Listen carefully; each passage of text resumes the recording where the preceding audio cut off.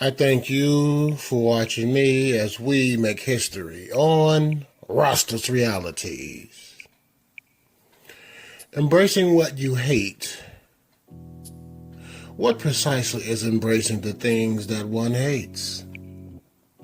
First off, it is living in truth that unlocks both hidden and or expected manifestations.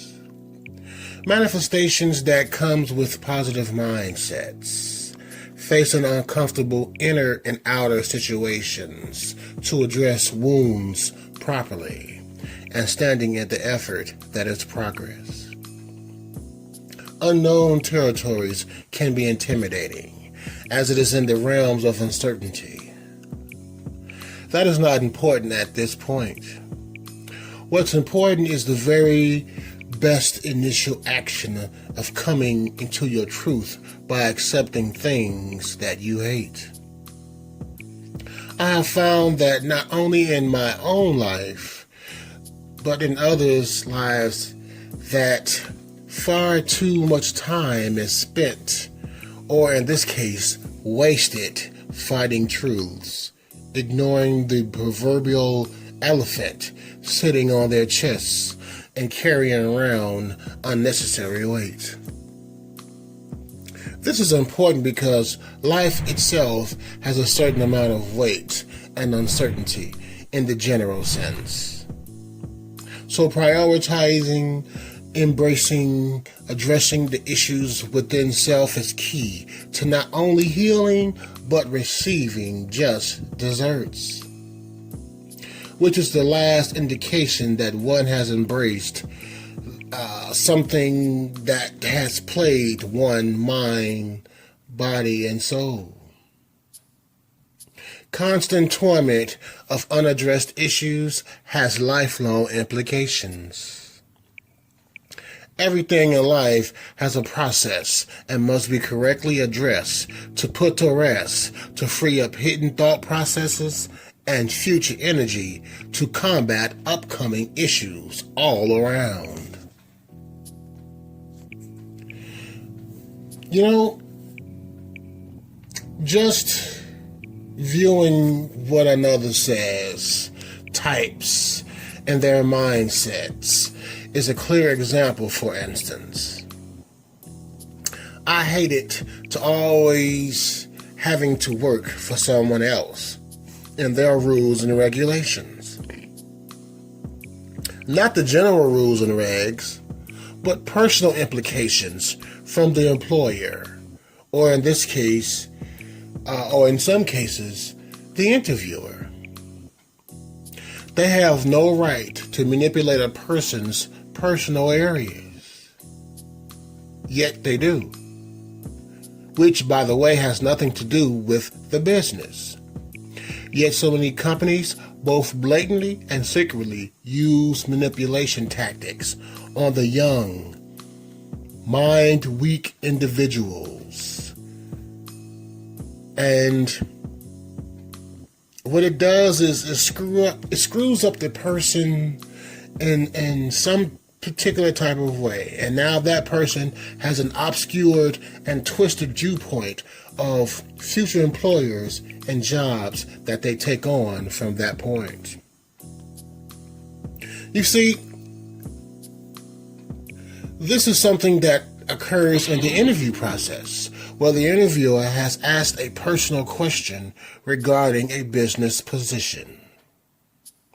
Like politics and religion, personal questions have no business being asked in a business setting. It is manipulation 101. This used to upset me to no end, and so, and though I hated this practice, instead of going haywire with truths that's hard to accept to the interviewer, I formulated a way to tell them about themselves by providing an answer that promoted my skill sets, displayed what it is that I bring, all while stating to them, "You will pay me what I want." With firmness, smiling. on the outside. 10 out of 10, when I handled this particular situation in this manner, we both knew, the interviewer and I, knew that I did not play those type of games. And from that point on, the unnecessary games did not proceed any further. Another example of embracing what I hated most was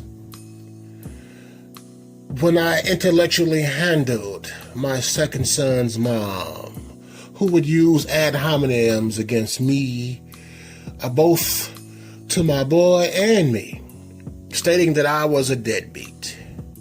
How? When she collects child support through the state systems, when we could have hammered out the terms without daddy government. How? When my son spent time with me and the lady treated my son as if he was her own. How? When I was blamed for his behavior of lack of self-control, even though I taught him self-control in the household, both my son and another man's son. I stated for her to transfer guardianship over to me to alleviate her complaints about his lack of self-control and her, not having to worry about it any longer. If what you say is true, we're all going to find out together whether or not it's my fault or not. It boils down to she knew what she was saying was gaslighting and wrong, and the truth would have come out had she honestly transferred the guardianship over to me. Because you see, where he is, my son would have been, where he is currently, he's surrounded by gangs. He's surrounded by a hateful, spiteful mom. I can't call her a mother. There's a difference. And he's surrounded by poverty. He is not being challenged in any type of way. Versus when he was always with me, he was always being challenged. His mind and body was always busy doing something regarding business, marketing, self-care, entertainment. I mean, things that would tire out the young mind and body.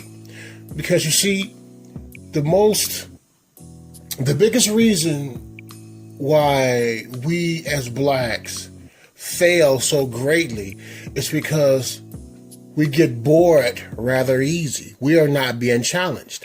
And when you have a child or a person not being challenged, what do you think they're going to do? A bunch of dumb shit. They're bored. They're looking for something, some type of spice of life.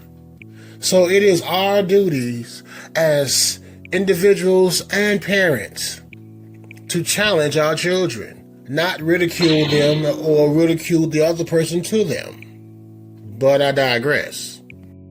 You think she did what was right? Negative. Something else that I noticed is that when our son was screwing up, it was always your son. And when she was financially benefiting from him, it then became her son. Now, all of this was before he was Swiss cheesed from 9 bullets that came from someone who probably had a mom as my second son's mom did as well.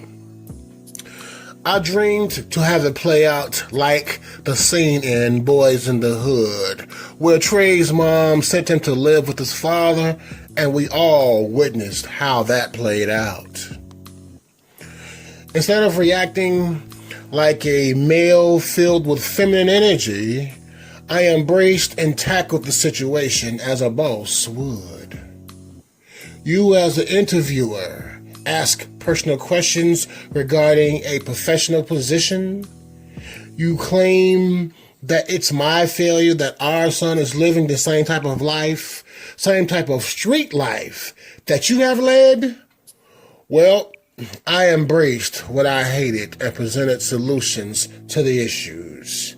Now, whether or not it was embraced by others is not my concern, and that's the reality.